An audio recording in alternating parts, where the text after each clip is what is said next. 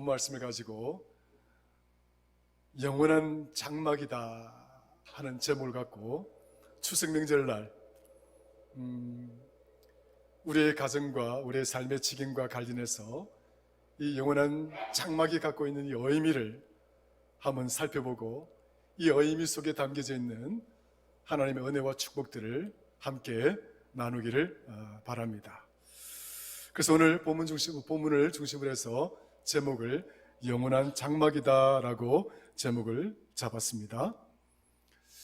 장막이라고 하는 이 단어, 장막이라고 하는 이 단어는 사실은 집을 상징하는 여러 가지 단어들 중에 그 의미로 사용되어진 단어다라고 말씀을 드릴 수가 있습니다. 우리가 집이라고 이야기를 하면 그 사전적인 의미를 살펴보게 되면 이렇습니다. 풍우나 한스를 막고 사람이 그 속에 들어가서 살기 위해 지은 건물이다, 이렇게 이야기를 하고 있고요.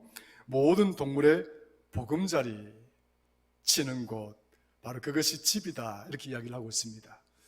따라서 집을 상징하는 단어로 오늘 본문에 나와 있는 장막이라는 단어도 있을 테고, 또 둥지라는 의미도 있을 테고, 또 뭐 텐트 같은 경우도 이런 것들도 따지고 보면 집을 상징하는 그 범주에 속하는 단어들입니다. 따라서 오늘 본문에 나와 있는 이 장막이라는 이 단어도 따지고 보면 집이라고 하는 개념이에요. 그러니까 눈에 보이는 장막, 그러니까 그건 눈에 보이지 않는 장막. 오늘 성경에 따라서 조금 구체적으로 이야기를 하자면 우리가 살아가고 있는 이 집을 눈에 보이는 장막이라고 이야기를 했고, 이 건물을. 그래서 눈에 보이지 않는 장막, 눈에 보이는 장막 두 번째는 우리 영혼이 담겨져 있는 우리 몸을 또 장막이라고 표현을 해주고 있습니다. 그러니까 집이라고 하는 거죠. 그리고 눈에 보이는 이 건물에는 우리가 이렇게 들어가서 이렇게 살아가는 하나의 울타리와 같은, 둥지와 같은 공간 아니겠습니까? 근데 육신은 또한 어떤 무엇의 집이냐? 이것은 영혼의 집이라고 이야기를 합니다. 그 육신을 우리가 푸시케라고 이야기를 하죠. 그래서 헬라어로 푸시케라고 이야기하는데 우리의 영혼, 소마는 이 푸시케 안에 살아가고 있다, 이런 개념들이 있어요. 따라서 우리 눈에 보이는 우리 육신들은 영혼의 집이다, 이렇게 이야기를 하고 있는 거죠. 그래서 오늘 본문에서는 장막을 이야기하면서 두 가지의 장막을 우리에게 언급해주고 있습니다. 눈에 보이는 건물과 같은 장막을 이야기하고 있고, 또 하나는 영혼이 깃들어서 살아가고 있는 육신의 장막을 이야기를 하고 있는 것이죠. 1절에 한번 볼까요? 1절에 보시면은 만일 땅에 있는 우리의 장막집이 무너지면, 이렇게 되어 있습니다. 여기서 땅에 있는 장막이라고 하는 것은 바로 우리가 살아가는 건물을 말하는 것이지요. 그 다음에 또 이제 좀 내려가 보시게 되면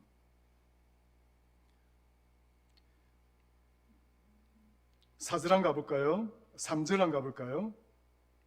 3절, 4절 시작. 이렇게 입으면 우리가 벗은 자들로 박해되지 않으려 합니다. 참으로 이 장막에 있는 우리가 짐진 것 같이 탄식하는 것은 벗고자 함이 아니요 오히려 더듬고자 함이니 죽을 것이 생명의 삼킨 바 되게 하려 합니다. 여기서 언급하는 것은 바로 우리의 육신의 장막을 상징해서 이야기하고 있는 거예요. 그러니까 두 가지의 장막을 지금 언급하고 있는 거죠. 눈에 보이는 장막, 눈에 보이는 집, 그 다음에 또 육신의 집. 그런데 바로 오늘 이 육신의 집과 그 다음에 눈에 보이는 이 집들은 어떤 것이냐? 무너진다는 거예요. 허물어지는 것이다. 그 시간이 흘러가게 되면 우리가 눈에 보이는 집은 무너지게 된다는 거예요. 근데 바울이 왜 이걸 단어를 집이라고 표현하지 아니하고 그냥 장막이라는 단어를 좀 특정을 구체적으로 이야기를 했느냐? 좀 더 현실감 있게 실제적인 감을 우리에게 전하기 위해서 장막이라는 단어를 썼어요. 장막은 말 그대로 텐트잖아요. 그리고 이스라엘 백성들이 광야에서 살아갈 때에 저들이 살았던 집은 따지고 보면 염소의 가죽이나 양의 가죽으로 이렇게 임시방편으로 지은 장막과도 같은 것이에요. 그 장막은 잠시 지었다가 또 이동을 하게 되면 그걸 거둬야 되는 거죠. 허물어야 되는 거죠. 굉장히 와닿는 그런 현실감 있는 내용이잖아요. 우리가 눈에 보니 건축물들을 지어놓으면 뭐 몇십 년 이렇게 가잖아요.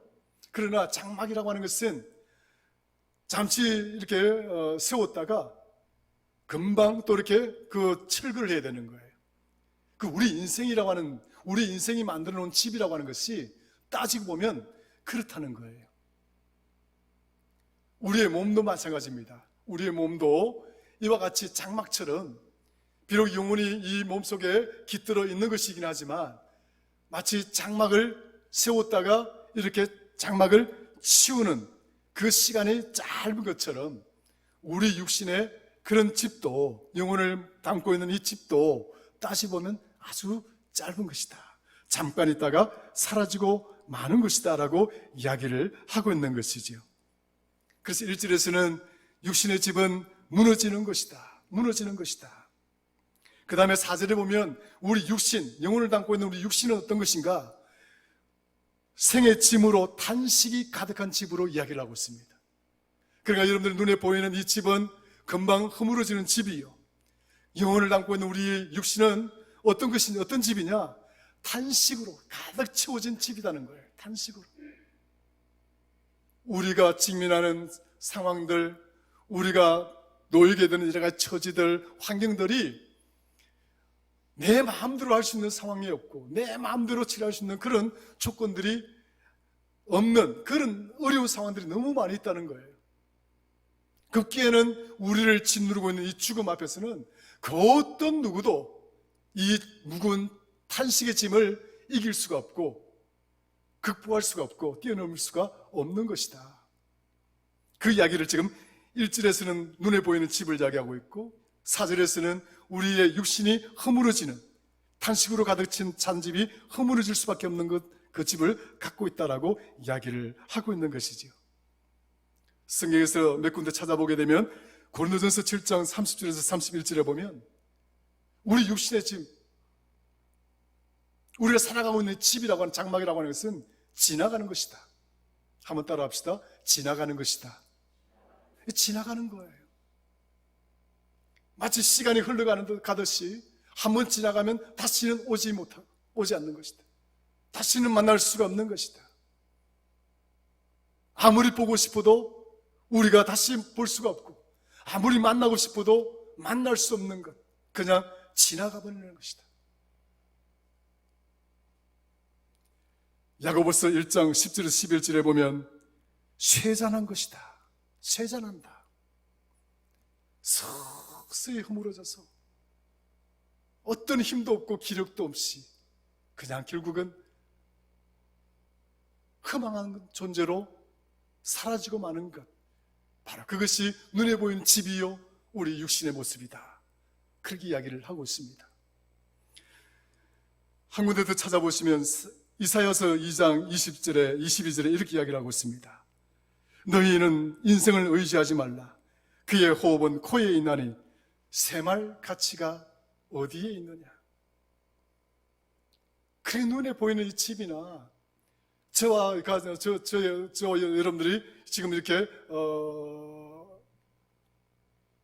가지고 영혼이 깃들어 있는 우리의 이 몸, 육신은 따지고 보면 막 이게 셈해 볼 만한 가치가 있다는 게 아니에요. 셈한다는 말은 뭔가 가치 있다는 걸 말하는 거죠. 뭐 가치 있고 뭐 있다는 말인데 극단적으로 이야기를 하면 셈할 가치가 없을 정도로 흠한 것이다. 그런 이야기를 하고 있는 것이지요. 그런데 오늘 본문이 이 장막집, 그러니까 지나가 버리고 그 다음에 쇠잔하고 그 다음에 셈할 가치가 없는 이 눈에 보이는 집, 또 우리의 육신이라 이걸 부정적으로만 이야기를 하고 있느냐? 그렇지가 않다는 거예요. 이런 관점에서 본다고 한다면 영원한 하나님의 나라의 반대말은 땅에 있는 집, 땅에 있는 우리 육신이 아니다는 거예요. 여러분 잘 아셔야 됩니다. 영원한 하나님 나라의 반대말이 되어야 되는 것인데, 그러면 부정적인 것만 가득 채워져 있는 것인데, 오늘 본문이 말하고자 하는 이 장막집은 눈에 보이는 집이든 아니면 우리의 몸이든 간에 그것을 부정적으로만 보려고 하고 있지 않다. 오늘 우리 설교의 핵심은 여기에 있는 거예요. 긍정적인 면이 아주 크게 놓여 있다고 하는 것이죠.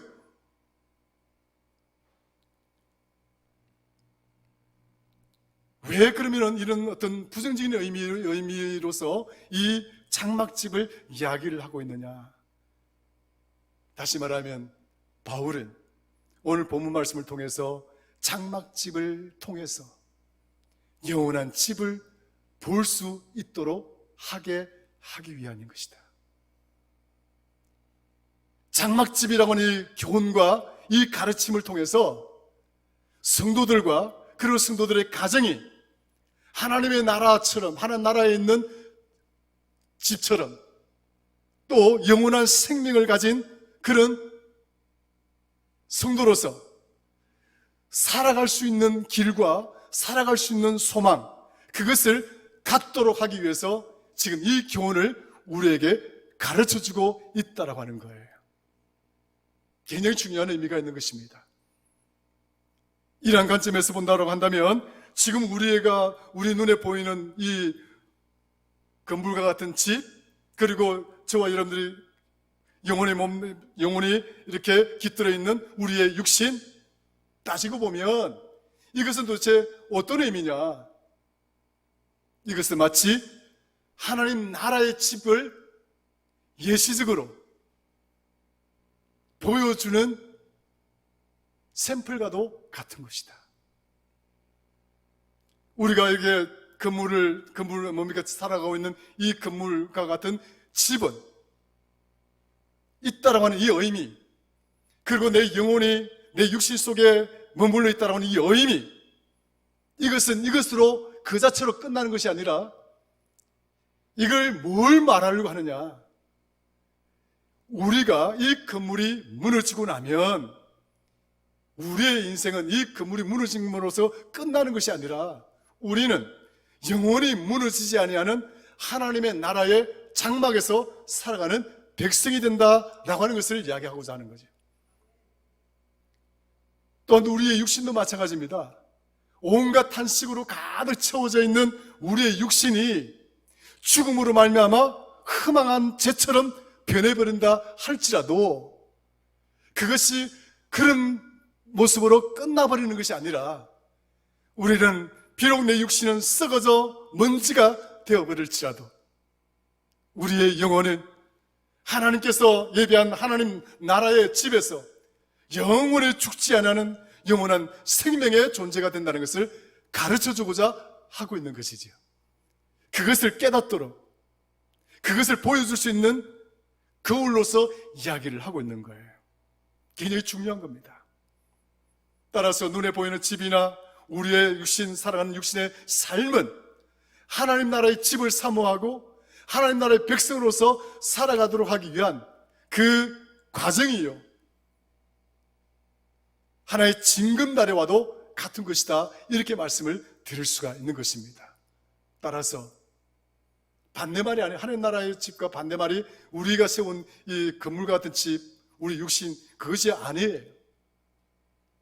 다시 말하면 우리가 세운 이 집과 우리의 몸은 하나님 나라의 집과 하나님 나라에서 누리는 영원한 생명을 바라볼 수 있도록 만들어주는 거울과도 같은 것이다, 징검다리와도 같은 것이다 하는 거예요.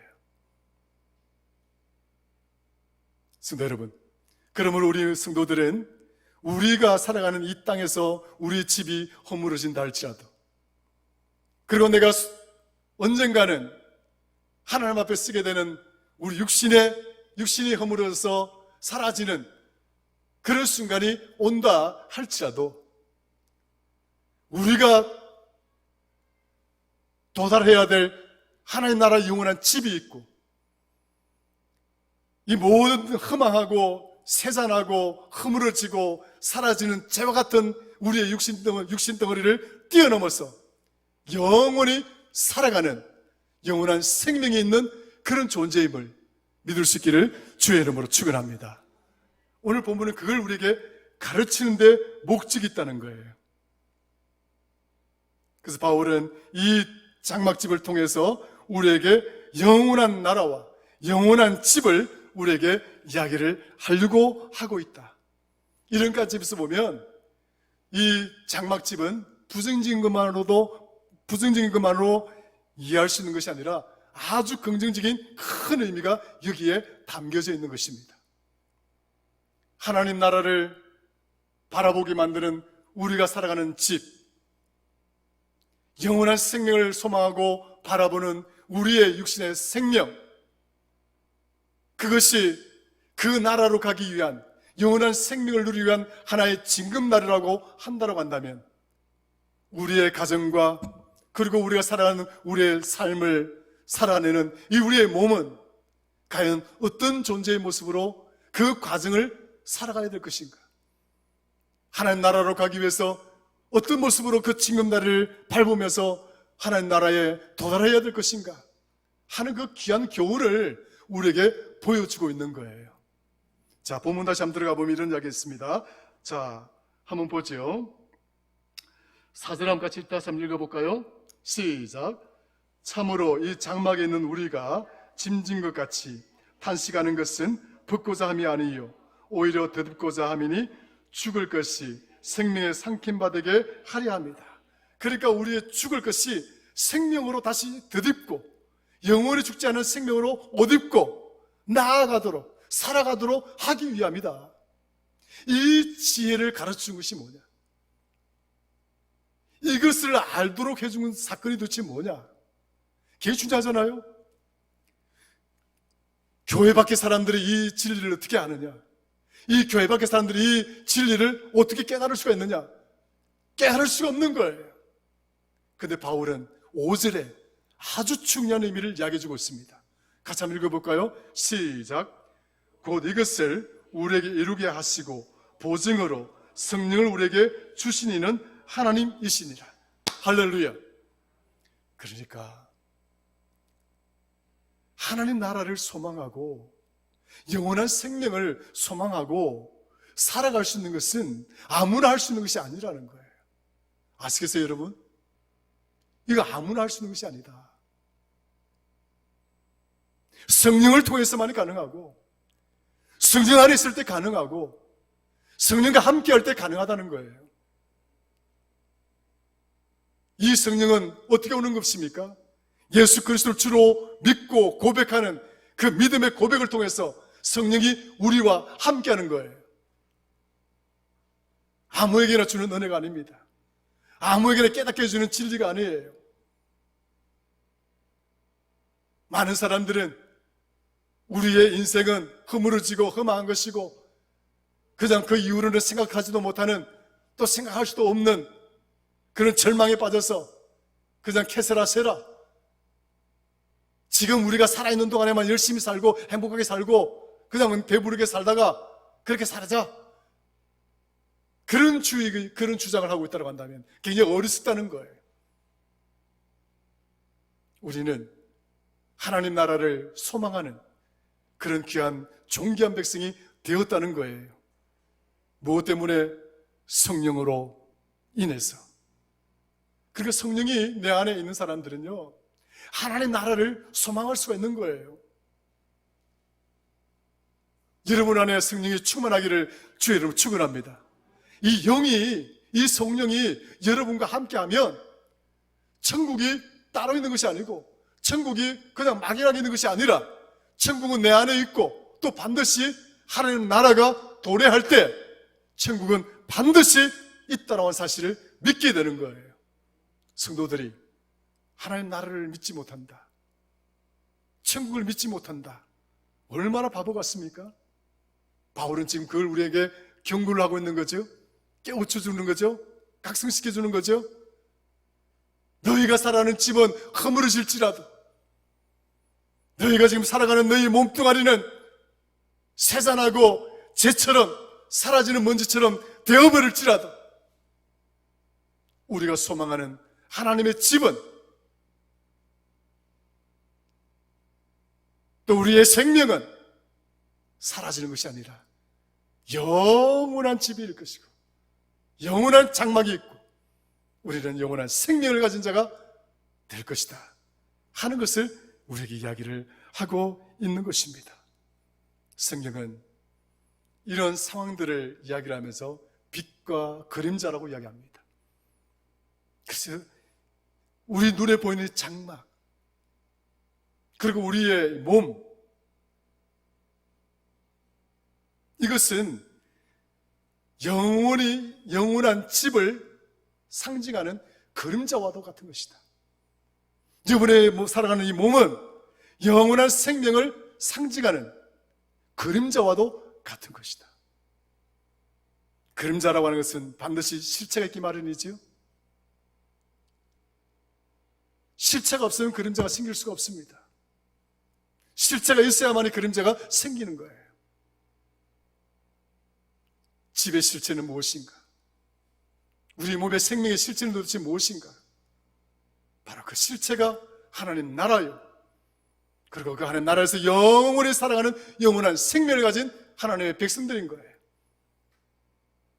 그것이 오늘날 이 현실 속에서, 이 세계 안에서 마치 그림자처럼 하나님께서 우리에게 교훈해주고 보여주고 있는 바로 그 집이 장막집이라고 하는 거예요. 장막과 같은 집이다. 세웠다가 허무는 그런 집을 통해서 너희는 영원히 허물어지지 않는 집을 사모하고 영원히 사라지지 않는 영원한 생명을 사모하는 자가 되어야 할 것이다 하는 것을 우리에게 가르치고 있는 것이지요. 히브리서 10장 1절에 이런 말씀이 나옵니다. 율법은 장차 올 좋은 일의 그림자일 뿐이요 참 형상이 아니므로 해마다 늘 나아가는 구약적 방식의 제사들로는 온전하게 할 수가 없다. 그러니까 율법도 그림자라는 거예요. 하나님 아버님 말씀, 이 계명들이 뭡니까? 다 그림자라고 하는 거예요. 우리가 말씀을 읽는 것 자체로서는 우리의 죄를 다 씻을 수가 없다라고 하는 거예요.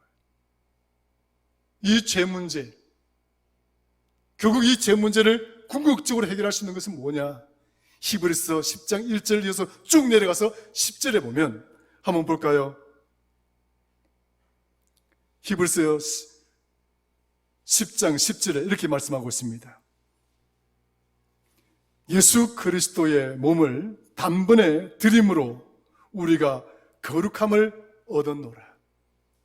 그러니까 매일매일 제사를 드리고 제물을 드리고 그런 과정을 통해서 한순간 속죄를 얻고 또 다음 되면 또 제사를 드려야 되는 그런 과정들을 통해서 우리가 완벽하게 거룩한 자가 될 수가 없는 것이다. 그것은 우리가 속죄 제물을 드려야 되는 것이고 그것은 일종의 그림자에 지나지 않는 것이다. 그 그림자의 속죄의 그림자의 실체가 되는 예수 그리스도께서 십자가에 완전히 버리심으로 못 박혀 죽으심으로 우리 모든 죄를 다 속죄 단번에 깨끗하게 하신 것이다. 그래서 율법을 그림자라고 이야기하고 예수 그리스도와 복음 이 십자가 사건을 뭐라고 이야기합니까? 빛이라고 이야기하는 거예요. 빛의 개념으로 이야기하고 있는 거예요. 빛이 이렇게 쭉 비치면요, 빛이 저 멀리 이렇게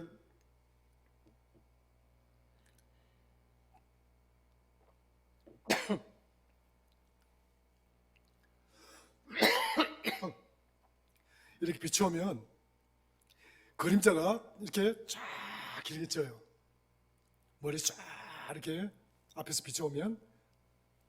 근데 이 태양이 쭉쭉쭉쭉 떠오르잖아요.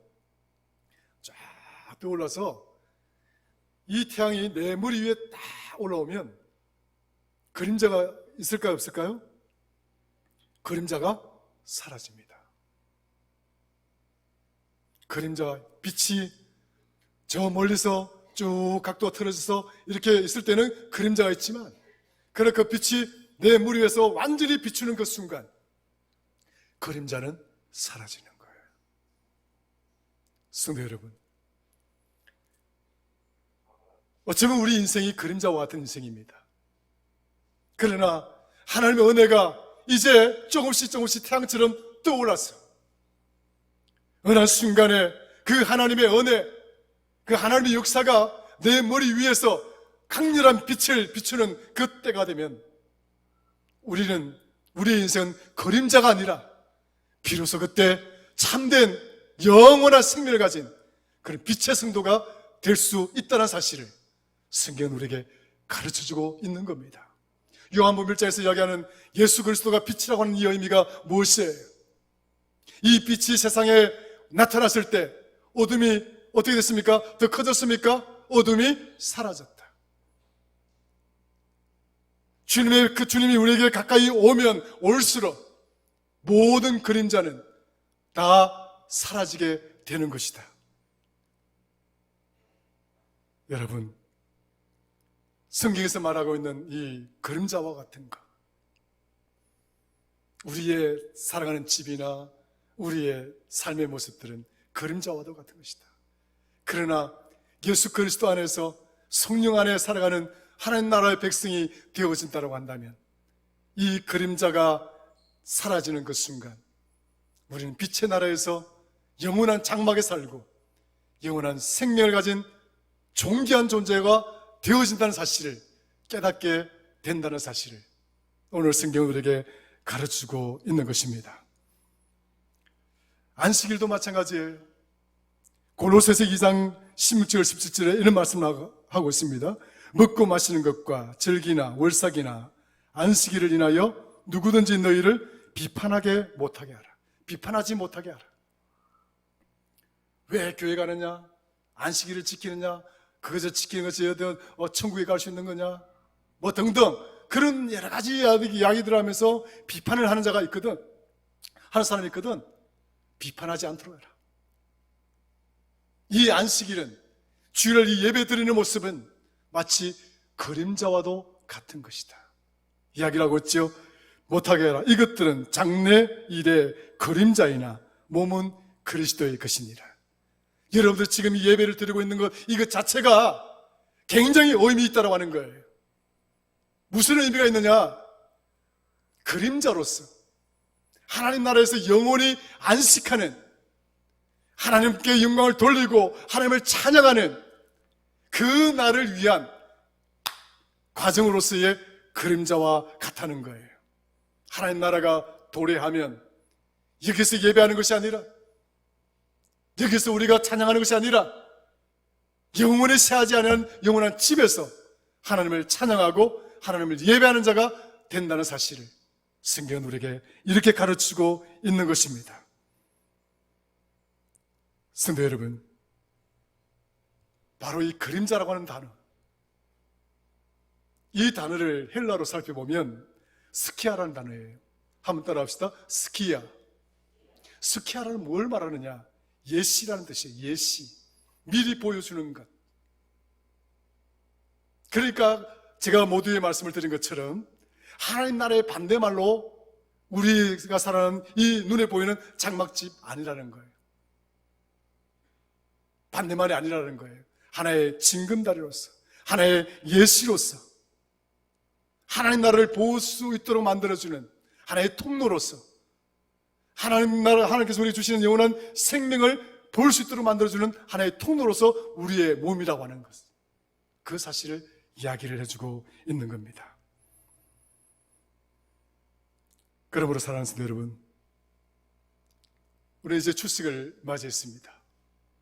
추석이 되면 우리의 가족들 다 모이고 혹은 또 우리가 또 가족들을 만나러 찾아가기도 하는 것이죠. 여러분들이 모이는 이 공동체, 또 여러분들이 아는 그 모든 집들은 오늘 이 본문의 말씀과 관련해서 생각을 해본다고 한다면 여러분의 가정들이, 여러분들이 모이는 그 공동체가 그하는 그 건물들을, 그 집들이 하나님의 장막들을 바라볼 수 있는 그런 집이 되어져야 되고 그런 공동체가 될 수 있어야 한다는 사실을 오늘 우리는 본문을 통해서 깨달을 수 있었으면 좋겠다 하는 것입니다. 가족들이 모였을 때 그냥 가족들이 모임으로서만 끝이 나는 것이 아니라 우리 가족 모두가 하나님 나라를 사모하고 영원한 생명을 사모하는 그런 귀한 가정들 되고 그런 귀한 우리의 가족들이 되어진다고 한다면 이것은 정말 그 무엇과도 바꿀 수 없는 하나님의 큰 축복이다. 이렇게 말씀을 드릴 수가 있는 것이지요. 그러므로 사랑하는 성도 여러분, 오늘 저와 여러분들의 가정과 여러분의 모든 가족 이론들, 공동체들이 정말 하나님 나라를 사모하는 가정이 될 수 있기를 주의 이름으로 축원합니다. 이 땅에서 살아가는 우리의 삶이 그것으로 끝나는 것이 아니라 우리 영원히 살아가는 영원한 생명의 존재임 또한 여러분들의 가족과 여러분 자녀들 우리 모두가 그 진리 안에서 하나님의 은혜를 풍성하게 누리는 그런 성도들 가정이 될 수 있기를 주의 이름으로 축원합니다. 빛에는 세 가지의 요소가 있습니다. 색깔이 있어요. 붉은 빛이 있고 파란 빛이 뭡니까? 녹색 불빛이 있고 파란 불빛이 있어요. 이게 빛의 세 가지 색소라고 이야기합니다. 색광이라고 이야기하는 거죠. 그런데 붉은 색광이나 파란 색광이나 그 다음에 뭡니까? 노란 색광이나 이 세 가지 색깔을 합치면 어떤 빛이 될까요? 흰색 빛이 되는 거예요. 굉장히 큰 진리가 있습니다. 빛은 붉은색으로 나타날 수 있고 그린색, 녹색으로 나타날 수 있고 파란 불빛을 나타낼 수도 있지만 빛은 그것이 어떤 종류의 빛을 모양을 가지고 나타난다 할지라도 그것이 모이면 하얀 빛이 되는 거예요. 하얀 빛이 되는 거예요. 그런데 우리가 자연 속에 있는 색깔들, 여러분이 가지고 있는 물감들을 빨강색, 파란색, 노란색을 섞으면 어떤 색이 될까요? 어떤 색이 되는지 아십니까? 검은색이 되는 거예요. 아무리 좋은 색을 다 섞어보세요. 전부 다 결국은 검은색이에요. 굉장히 중요한 진리가 있습니다. 눈에 보이는 집에서 머물고 눈에 보이는 가치 속에 살고 그것이 아무리 좋은 것이든 그것이 지금 눈앞에 우리가 지금 내 눈앞에서는 정말 어떤 가치가 있다 할지라도 그러나 결국 그것은 아무리 끌어모은들 그것은 검은 것에 지나지 않습니다. 그림자에 지나지 않는 거예요. 하나님 나라의 것들은 검어지는 것이 아닙니다. 어떤 색깔을 끌어모아서 다 끌어모아도 결국 그 색깔은 무엇이 된다고요? 하얀색. 빛은 그런 거예요. 하나님 우리 주님을 이 땅에 보내실 때 주는 빛이라고 했습니다. 그림자가 아니에요. 빛 가운데 살고 빛과 함께 살아가고 있고 빛 안에 있는 우리들, 그리고 여러분 가족들, 여러분 자녀들 이번 추수 명절 때 더욱 믿음 안에 있기를 소망합니다. 하나님 나라를 소망할 수 있는 가정들 되기를 간절히 소망합니다. 다툼이 없기를 바랍니다. 분쟁이 없기를 바랍니다. 부정적인 언어들로 가득 찬 모임이 아니라 긍정적인 언어들로 가득 찬 모임이 되기를 바랍니다. 서로 격려하고 칭찬하고 편들어주는 그런 모임이 되기를 바랍니다. 긁어내리지 말고 미워하지 말고 증오하지 말고 저주하지 말고 다투지 말고 화내지 말고 그런 추석 명절이 되어진다고 한다면 저와 여러분들은 영원한 하나님의 집, 영원한 생명을 향하는 징금다리와 같은 존재로서 저뿐만 아니라 여러분 가족 공동체들도 함께 손을 잡고 그 징금다리를 지나 영원히 썩지 않는 영원한 장막으로 갈 수 있는 그런 축복의 하나님의 백성들이 다 될 줄로 믿습니다. 하나님 아버지 고맙고 감사합니다.